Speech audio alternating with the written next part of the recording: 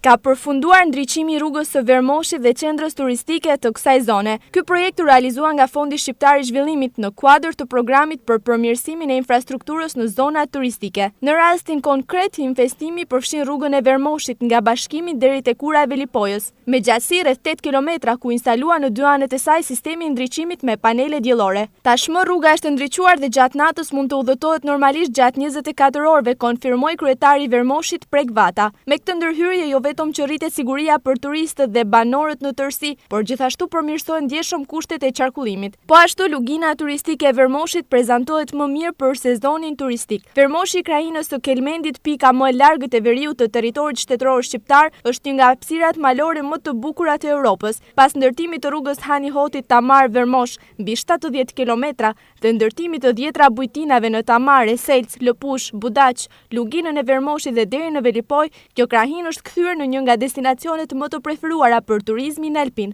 Faktikisht gjatë sezonit veror vizitorët janë të shumtë, por edhe gjatë dimrit shërbimi në sektorin e turizmit vijon dhe vizitorët nuk mungojnë.